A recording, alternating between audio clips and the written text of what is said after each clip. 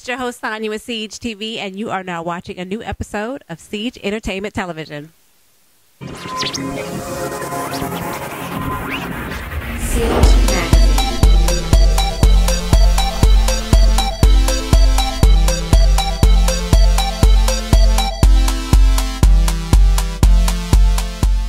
Today on Siege TV, we interview clothing designer Rafael Cox.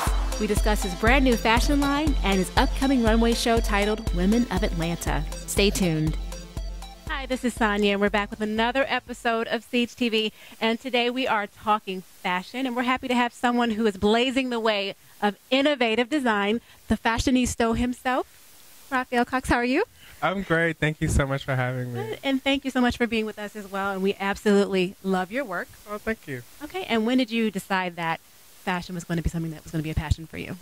You know, actually, I started out as a history education major, and I went to HBCU in Alabama by the name of Alabama A&M University. Okay. And I was doing the whole history education, so the class was that I had to take up a course of basically sitting in an elementary class and observing how the students learned. Okay. And so, unfortunately, I was always late.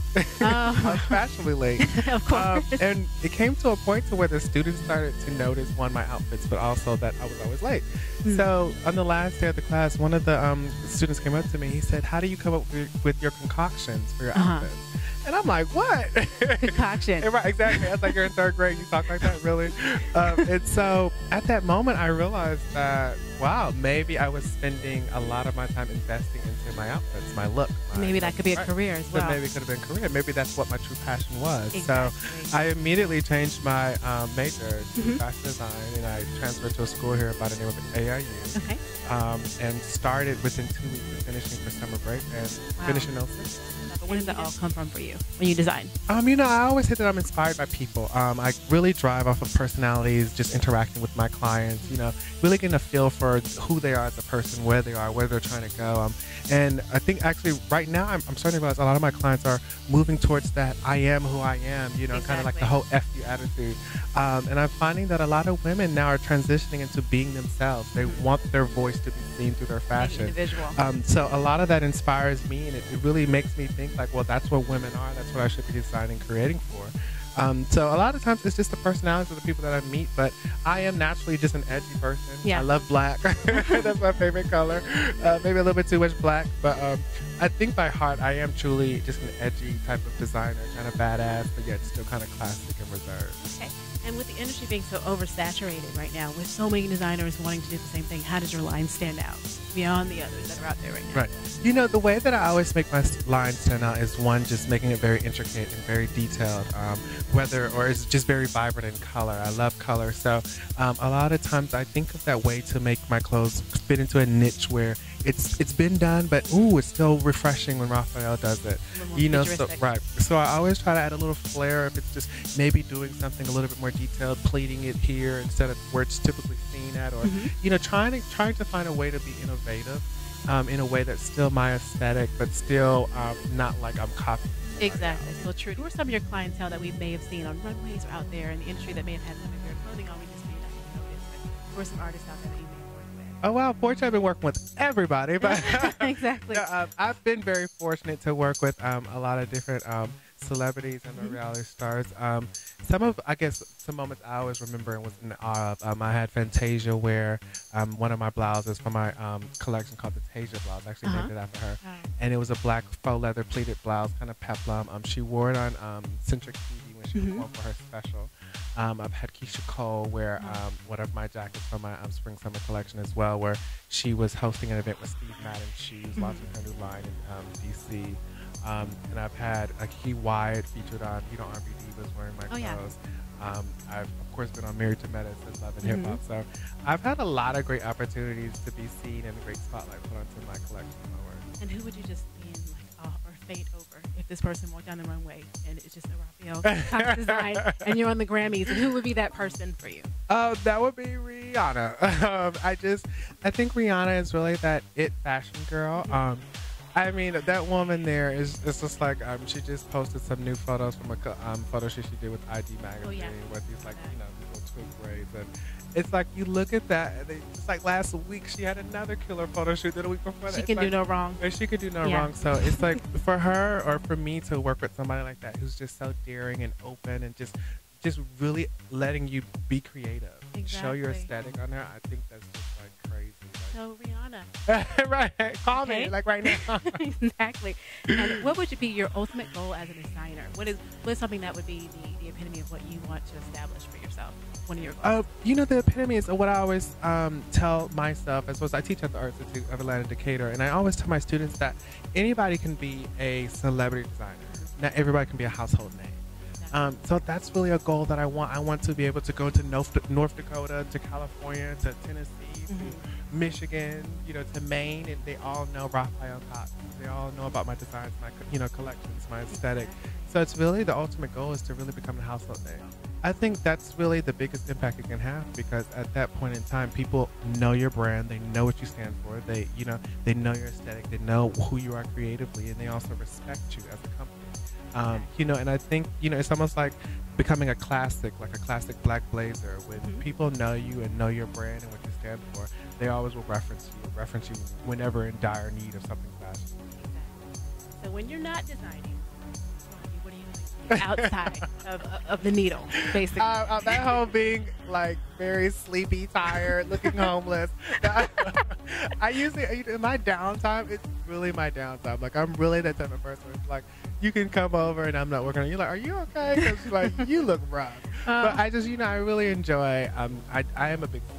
So my downtime is usually consists of a lot of sleeping or catching up on some television shows, having some wine, watching some movies. I know you work with your students here. What are some things that you would tell them as far as what they need to do to be in where you are right now? What are some advice that you can give to them? I always tell my students just to, one, be optimistic, two, hard worker, dedicated, and also be nice, and also know who you are as a designer, as a person. Because a lot of the times when you're creating your clothes, you are putting yourself into that garment. And if you have no sense of self, then you can kind of get wrapped up and lost in it and kind of just tired or just really worn out before time is up. So I always just tell them just to really be themselves, really work hard, be passionate about it, and just know that it is a lot of work. But, with passion, drive, you can make it. So we're going to get some fun questions here, some tips from you. Okay. So how important are accessories to an outfit? You know what? Accessories are important, but they aren't that important. You can have on that, well, it depends on what you're wearing. Like if you have on a dress that kind of has more of a higher neckline or something of the sort, then you might not need a necklace or really long chandelier type of earrings. Exactly. Maybe just like a stud or More a simple simple. pearl, something that would be really cute. Or, it really depends on the outfit and your whole vibe and look that you're going for. But a lot of the times I'm kind of very simplistic with what I wear, and I kind of see that in my garments too. So it really just depends on what you're wearing. Okay. And what are some top pieces that every girl should have in their closet? Oh, there we go. Every girl should have a nice, Ladies, listen. right, a nice killer black pump. She should always have a very nice tailored dress for business, as well as a very nice tailored suit. And I always say one good freakum dress. And a freakum dress. I think because, there's always that time where You you never get that know. call when somebody's like, hey, show up here. You know you want to feel sexy. And you got to be ready to go. Right, you got to be ready. Exactly. And we definitely want to congratulate you on your season 9 of being a part of the Project Runway. So Thank definitely. you. And how was that experience for you? I bet that was exciting.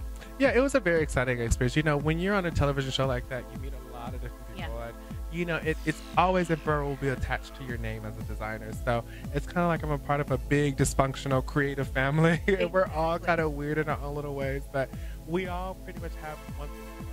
We're all on that show. So it was a really great opportunity. And was Heidi as flawless as the stage?